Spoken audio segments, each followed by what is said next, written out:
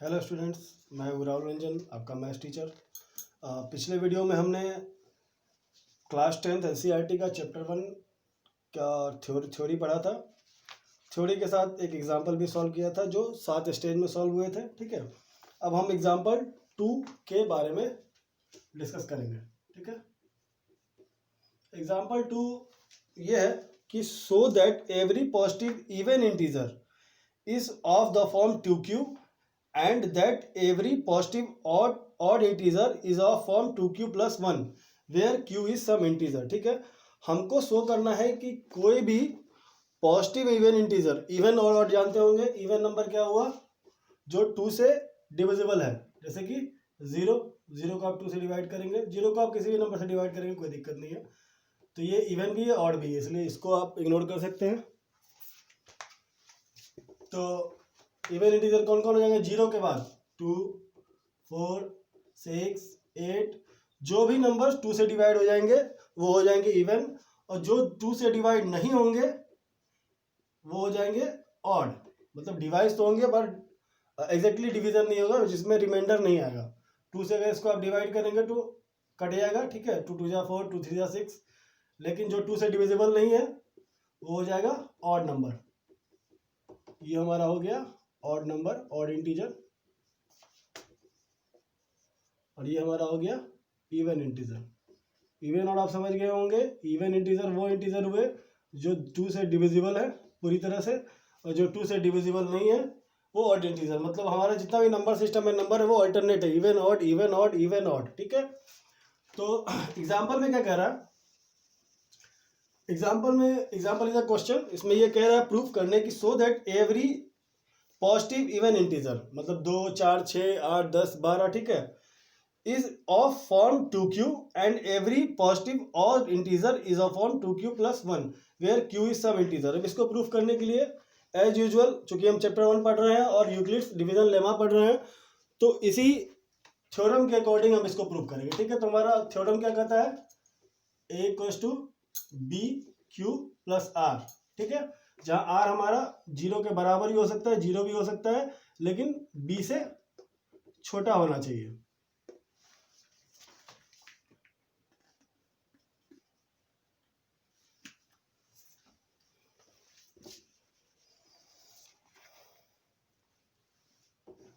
ठीक है, हमारा क्या कह रहा है कि इज ऑफ फॉर्म 2q। तो चलिए सबसे पहले हम एक काम करते हैं जो कि मैथ्स का हमेशा का काम है। ठीक है, लेट अस कंसीडर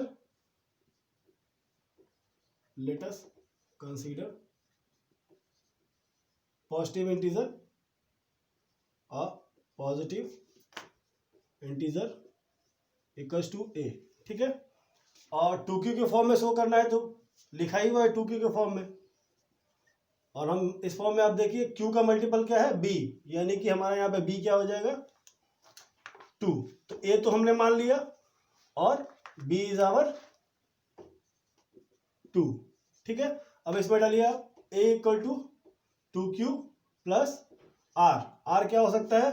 0 भी हो सकता है, ठीक है, 0 से बड़ा भी हो सकता है, लेकिन b से छोटा होना चाहिए। लेकिन इस कंडीशन में अगर आप डालेंगे तो a equal to 2q plus r। r क्या क्या हो सकता है? 0, क्योंकि 0 के बराबर हो सकता है। 1 क्या 2 हो सकता है? नहीं, क्योंकि b हमारा क्या है? 2, और b से क्या होना चाहिए? छोटा। तो r हमारा क्या हो जाएगा? 0 और 1।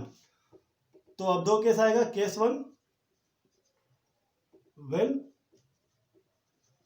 r इक्वल टू 0, तो ये कैसा कंडीशन हो जाएगा? a equal to 2q plus r, यानी कि 0 इक्वल टू 2q। ठीक है, a को हमने एक पॉजिटिव इंटीजर मान लिया। ठीक है, और चूंकि 2q के फॉर्म में दिखाना था तो b हमारा पहले ही आइडेंटिफाइड है 2, तो हमने यूक्लिड्स डिवीजन लेमा के फॉर्मेट में इसको लिख दिया a equal to 2q plus r। r हमारा क्या हो सकता है? 0 हो सकता है और b से छोटा होना चाहिए। तो यहाँ b हमारा क्या है? 2, तो 0 हो सकता है, तो r ले लिए 0, और b से छोटा मतलब 2 से छोटा 1।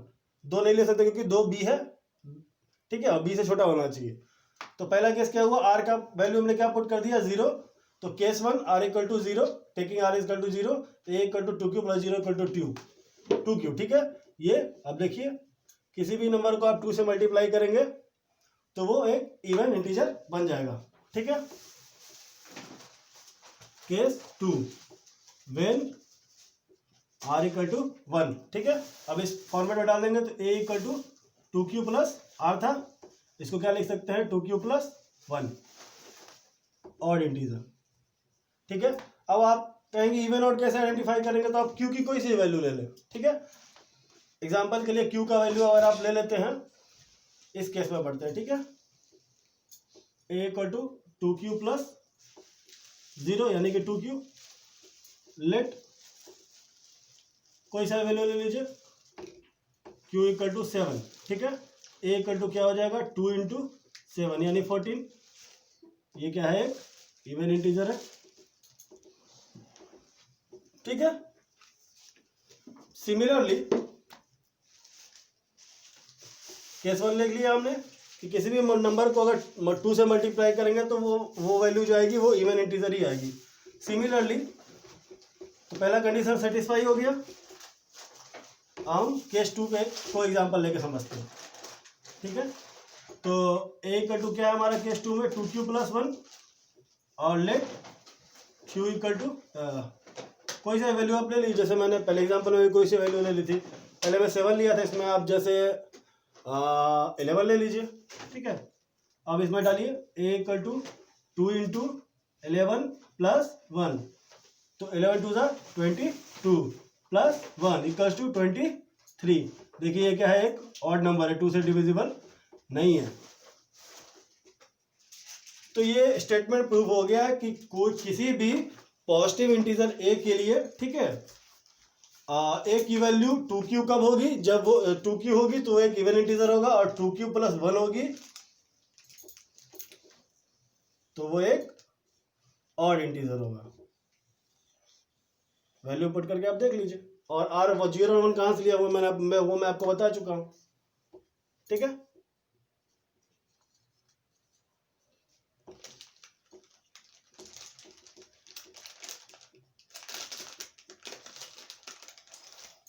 एग्जाम्पल 1 हमारा कंप्लीट हो गया।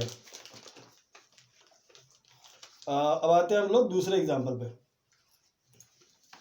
सेम है, दूसरा एग्जाम्पल भी आपको आसान रहेगा समझने के लिए।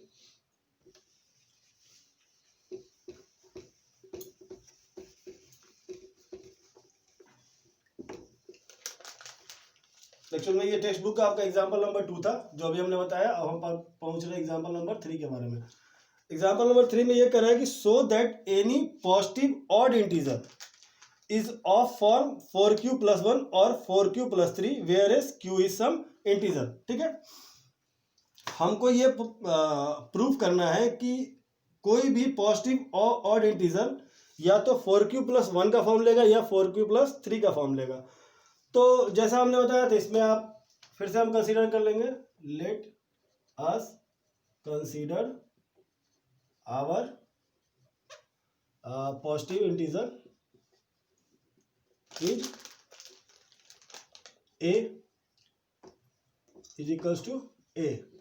ठीक है, और b तो हमको मालूम है, जैसा कि हमारे क्वेश्चन में स्टेटमेंट में ही दे रखा है 4q प्लस 1, तो q का मल्टीपल क्या होता है b, तो we ऑलरेडी हैव b जिसका वैल्यू है 4। अब इसको इस फॉर्मूला में डालिए, a equal to b q plus r। ठीक है, where r should be greater than equal to 0 and less than equal to b। ठीक है, a equal to b q मतलब 4q, b हमारा 4 है, प्लस r की वैल्यू क्या क्या हो सकती है, 0 हो सकती है, ठीक है, 1 हो सकती है, 2 हो सकती है, 3 हो सकती है, 4 नहीं हो सकती। 4 क्या है, b है, और r जो है हमारा b से छोटा होना चाहिए। तो यही 3 वैल्यू इसकी हो सकती है, क्योंकि जो के बराबर 0 के बराबर ये हो सकता है। तो 0 1 2 3 4। ठीक है, तो केस 1 ले लेना। ठीक है, केस 1 में r की वैल्यू क्या ले लिए 0, तो ये क्या हो गया 4q plus 0 equal to 4q। ठीक है, case 2 a equal to 4q plus r की वैल्यू क्या ले लेना 1। ठीक है, case 3 a equal to 4q plus r equal to 2। ठीक है। इसमें से आप क्या कर सकते हैं, इसमें 4 है, इसमें 2 है, दोनों में से आप 2 कॉमन ले सकते हैं। ठीक है, यानी कि 2 कॉमन का मतलब हुआ कि अब देखिए, आप मैं लिखूंगा तो आप समझ जाएंगे। ठीक है, इसको हम ऐसे लिख सकते हो 2q + 1। कैसे लिखे, देखिए 2 कॉमन लिए मतलब इससे इसको मल्टीप्लाई करेंगे तो पहली वैल्यू हो जानी चाहिए, और इससे सेकंड वाले को मल्टीप्लाई करेंगे सेकंड वैल्यू होना चाहिए। तो 2 × 2 क्या हो जाएगा, 4q + 2 × 1 हो जाएगा 2। तो मतलब ये और ये सेम है, ये और ये सेम है। ठीक है, हमने 2 कॉमन लिया, तो आप अल्टीमेटली देखेंगे तो ये 2q + 1 का फॉर्म ले चुका है। ठीक है, केस 3, केस 1 में हमने क्या लिया, r = 0। केस 2 में हमने क्या लिया है, r = 1। केस 3 में हमने क्या लिया है, r = 2। Case 4 when r = 3, 4q + 3। जब r = क्या हो गया, 3, 4 ले नहीं सकते क्योंकि r को b से छोटा होना है। तो अब देखिए ये चारों केस आपके पास आ चुका है। जब r आपका 0 होगा तो ये वैल्यू हो जाएगी 4q, जब r आपका 1 होगा तो ये वैल्यू हो जाएगी 4q + 1, जब r आपका 2 हो जाएगा तो ये हो जाएगा 4q + 2, 2 कॉमन ले लिया तो ये बन गया 2q + 1। ठीक है, और जब r की वैल्यू हमने ली 3 तो ये बन गया 4q + 3। ठीक है, हमारे पास 4 कंडीशंस आ गए, 4 केस आ गए। मैं इनको इरेज कर दे रहा हूँ ताकि आपको समझने में आसान हो, स्पेस भी थोड़ा कम है। तो 4 केस है हमारे पास, क्या हो गए, all 4 cases are now 4q + 1, 2 × 2q + 1, या इसको लिख सकते हैं 4q + 2। ये केस 1, ये केस 2, ये केस 3, ऐसा देखिए, और 4q + 3 केस 4, 1 2 3 4। ठीक है, अब आपको कह रहे हैं कि ऑड इंटीजर्स की वैल्यू होनी चाहिए 4q + 1 या 4q + 3, यानी कि अकॉर्डिंग टू आपके स्टेटमेंट ये क्या है, ऑड इंटीजर होना चाहिए। इसको ऑड प्रूफ करना है और इसको हमको ऑड प्रूफ करना है। चलिए इससे उठाते हैं। ठीक है, 4q + 1। ठीक है, यानी कि हमारा जो पहला स्टेटमेंट है A1 4q + 1। ठीक है, लेट q = q को आप कुछ भी मान लीजिए, डजंट मैटर, आपकी ये जो स्टेटमेंट है वो ऑलरेडी प्रूफ हो जाएगा, आप q को कुछ भी ले लीजिए। तो 4q + 1।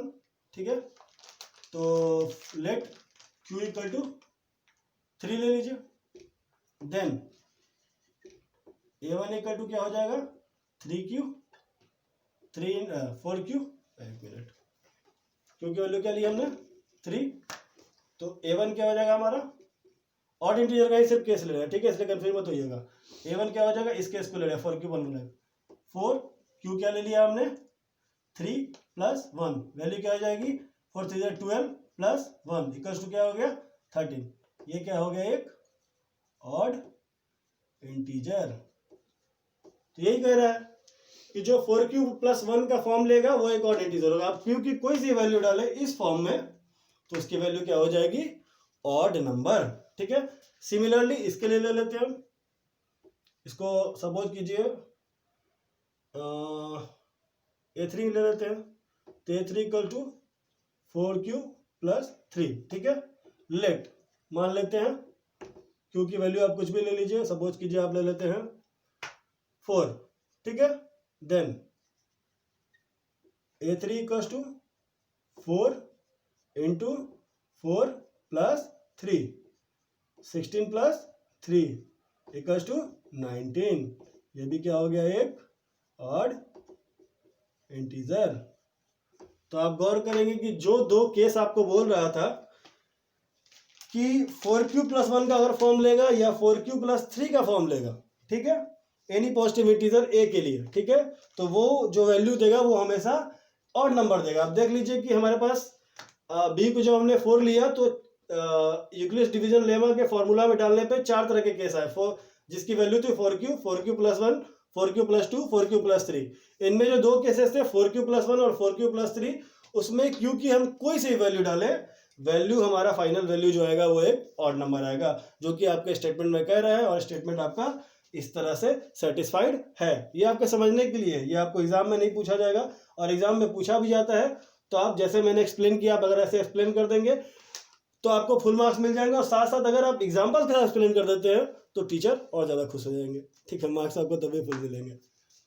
चलिए अब आते हैं हम आखिरी जो हमारा लास्ट है, एग्जाम्पल नंबर 4। आपके टेक्स्ट बुक के अकॉर्डिंग में चल रहा हूँ, तो ताकि मैं पढ़ाऊँ तो आपको वो चीज़ फिर टेक्स्ट बुक में मिल जाए स्टेप बाय स्टेप, और आपको रिवीजन करने में आसान हो जाए, समझने में दिक्कत ना हो। एग्जाम्पल 4, फोर्थ एग्जाम्पल क्या कर रहा है कि अ स्वीट सेलर हैज 420 काजू बर्फी एंड 130 बादाम बर्फी। एक स्वीट सेलर है जिसके पास, स्वीट सेलर समझ रहे हैं, जो मिठाई बेच रहा है। ठीक है, मिठाई आप खाइएगा पर पढ़ने के बाद, ठीक है। और उसके पास काजू की बर्फी है 420 पीस, ठीक है, और उसके पास बादाम की बर्फी है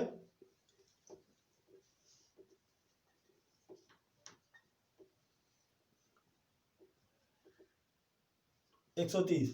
तो हमारा ए मिल गया, बी मिल गया, वो क्वेश्चन में ही मिल गया।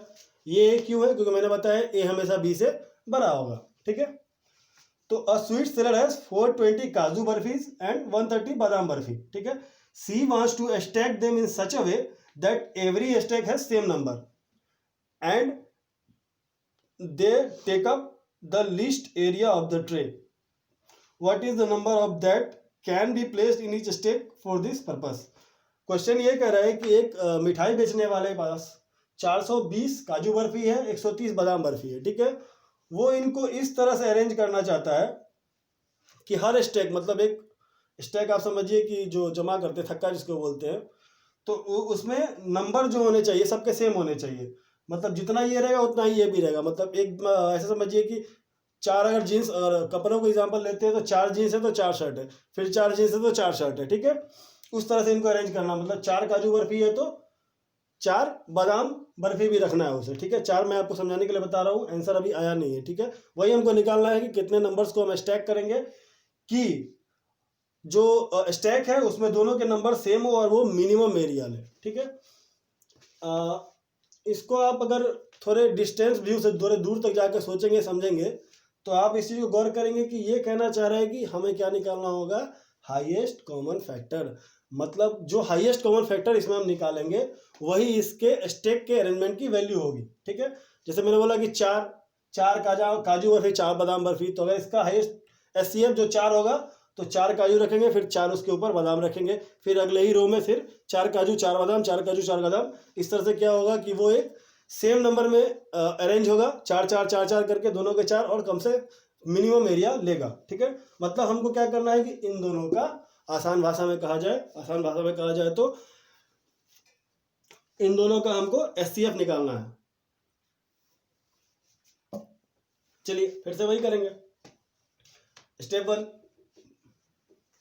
आप उसमें लिख सकते हैं यूजिंग यूक्लिड्स डिवीजन लेमा। ठीक है, स्टेप 1 में A1 equals to B1 Q1 plus R1 where R1 should be less than equal to 0, greater than equal to 0 and less than equal to B1। ठीक है, A1 हमारा क्या हो गया 420, B1 क्या हो गया 130 इंटू Q1 प्लस R1। फिर हमको क्या आइडेंटिफाई करना है, R1 और Q1। जैसे हमने उस एग्जांपल में जो आपको मैं पिछले वीडियो में समझा चुका हूँ, लंबा सा एग्जांपल, हर जगह हमको Q और R आइडेंटिफाई करना है। ठीक है, तो स्टेप 1 हमको अभी क्या आइडेंटिफाई करना है, Q1 और R1।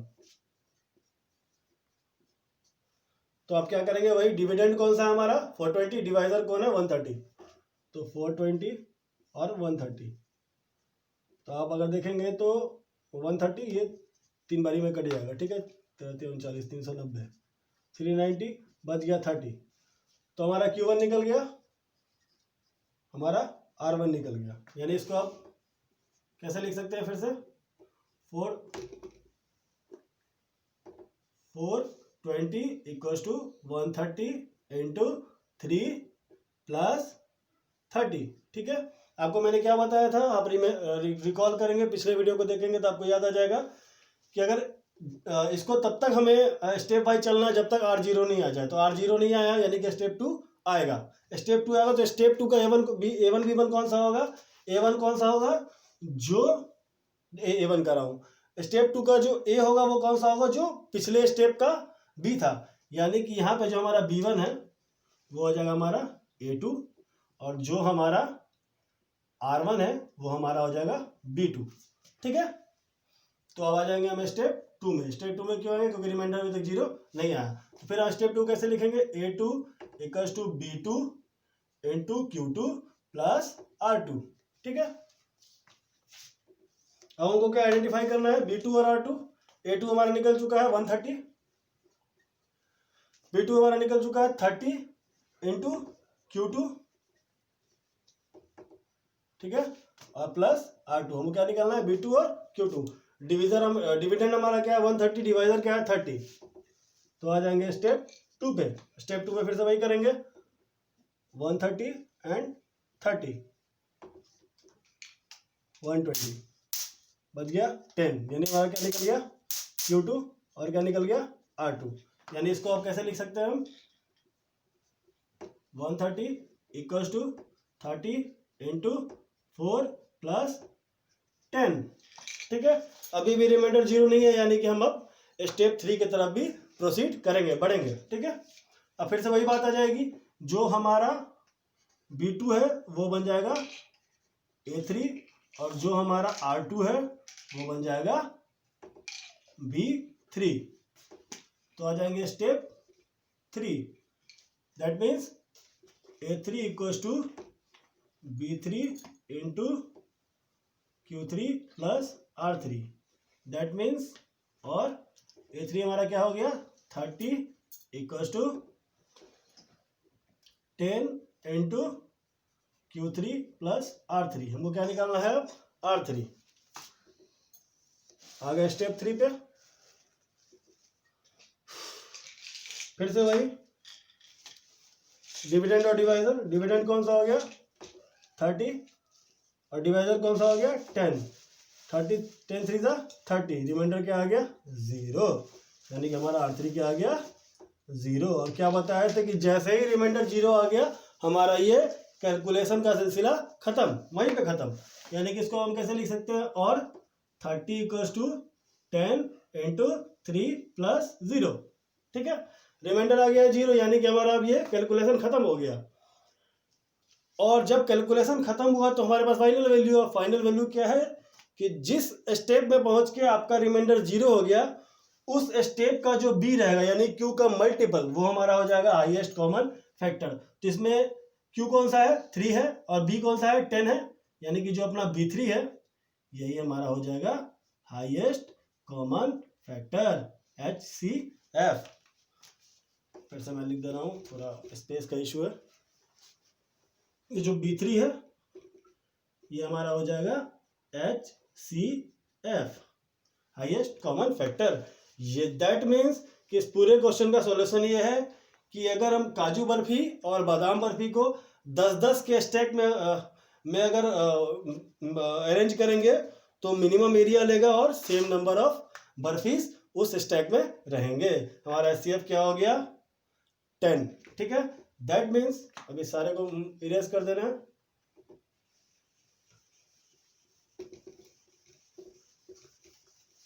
That means HCF of 420 and 130 equals to 10। यही हमारा हो गया आंसर। और जैसा मैं पहले ही बता चुका हूं कि बीच के स्टेप में जो नंबर A और B आ रहे हैं उनके HCF भी सेम होंगे। That is HCF of 420 and 130 equals to HCF of 130 and 30। यहाँ से आप निकाल सकते हैं, ठीक है। 420 130 स्टेप 1 में, 420 130, ठीक है। स्टेप 2 में 30 एंड 130, ये हो गया इक्वल्स टू SCF ऑफ, अगले स्टेज में क्या था 30 और 10, 30 एंड 10 इक्वल्स टू आंसर क्या हो गया 4, ठीक है।